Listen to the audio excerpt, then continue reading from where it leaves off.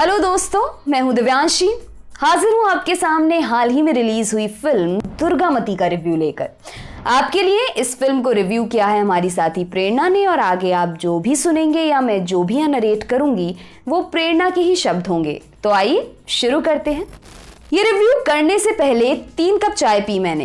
ये जानकारी मैं आपको इसलिए दे रही हूँ ताकि आप ये जान लें कि आगे जो कुछ भी आप जानेंगे वो बिल्कुल जागृत अवस्था में पूरी अटेंशन टू डिटेल के साथ बताया जाएगा, जिस अवस्था में दुर्गामती एक मिथ देखने के बाद किसी भी इंसान का रह पाना जरा मुश्किल है। आगे बढ़ने से पहले फिल्म के बारे में थोड़ा बहुत जान लेते हैं। नाम दुर्गामती एक मिथ। मुख्य किरदार भूमि पेडनेकर, जीशु सेनगुप्ता, अरशद वारसी, माही गिल। लिखा है जी अशोक और रविंदर रंधावा ने। डायरेक्ट करने वाले हैं जी अशोक, जिन्होंने पहले इसी स्टोरी के साथ तमिल तेलुगु में बनी फिल्म भागमती डायरेक्ट की थी। दुर्गामती उसी फिल्म की हिंदी रीमेक है। अब बढ़ते हैं कहानी की ओर। देश के प्राचीन मंदिरों से मूर्तियां गायब हो रही हैं। शक है कि उन्हें बाहर ले जाकर बेचा जा रहा है। इसी मामले में सीबीआई एक कथित करप्ट नेता को पकड़ने की कोशिश में है, लेकिन ये नेता मानो जल की मछली, हाथ से फिसल जाए, क्योंकि उसका कैरेक्टर इतना चकाचक है कि गुलजार साहब की भाषा में उसे सफेद कहा जाएगा। किरदार का नाम है ईश्वर प्रसाद, निभा रहे हैं अरशद वारसी। इसी नेता पर शिकंजा कसने के लिए फंदा डाला जाता है एक आईएएस ऑफिसर पर, जो उसकी सेक्रेटरी रह चुकी है 10 साल तक। भूमि पेडनेकर वही आईएएस ऑफिसर चंचल चौहान बनी है इस फिल्म में। सीबीआई उसे इंटेरोगेट करने के लिए ले जाती है एक सुनसान हवेली में। ऐसा क्यों किया जाता है मत पूछिएगा।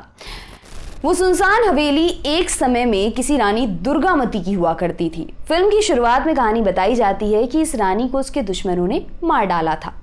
अब उसकी आत्मा वहां भटकती है, इसलिए रानी की उस हवेली में कोई आता जाता नहीं। लेकिन फॉर सम रीजन उस हवेली के पुरातन ड्रेसिंग टेबल पर आजकल मिलने वाले टेल्कम पाउडर और नारियल तेल रखे हैं। क्यों, ये भी मत पूछिएगा।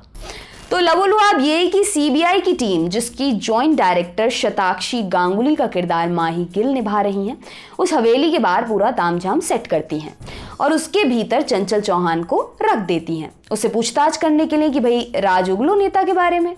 अब उस हवेली के भीतर रहकर चंचल के भीतर दुर्गामती की आत्मा आ जाती है।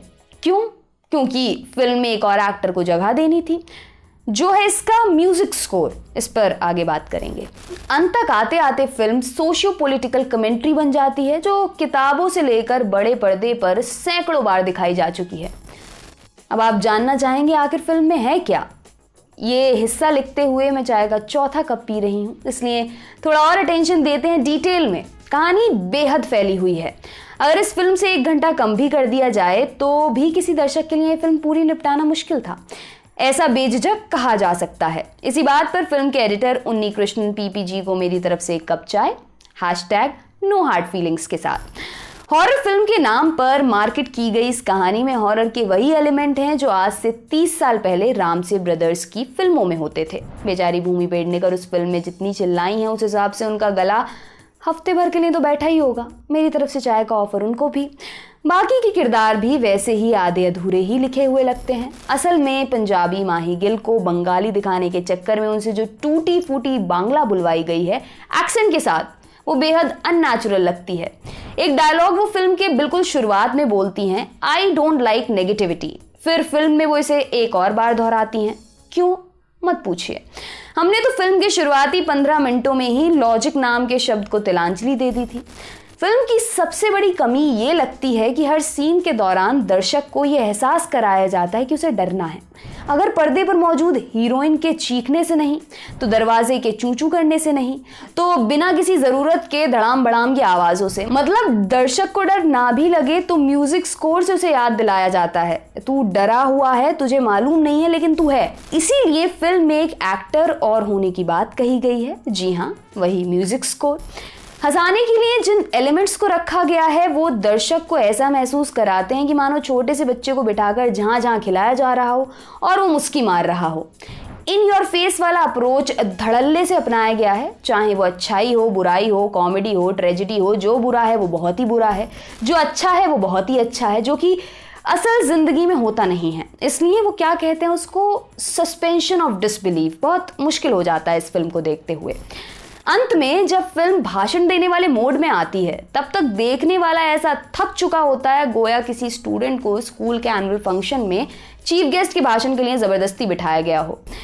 हमारे एक वरिष्ठ हैं, हम लोगों से अक्सर कहते हैं अति किसी भी चीज़ की बुरी होती है, जो सब्सटेंस हो वो मुख्य चीज़ हो, उस पर बाकी सभी चीज़ें चांदी का वरक होती हैं सजावट के लिए थोड़ी थोड़ी। ये फिल्म पूरी चांदी का वरक है, बिना चाय की अदरक है। बस इतने से समझ जाइए, अब आगे और लिखेंगे तो एक कप चाय की ज़रूरत और पड़ेगी। क्यों, अभी आपको पूछना पड़ेगा क्या? तो जाते जाते एक बार फिर से बता देते हैं, आप जो भी ये रिव्यू सुन रहे थे वो लिखा है हमारी साथी प्रेरणा ने। देखते रहिए दी लल्लन टॉक। बहुत बहुत शुक्रिया।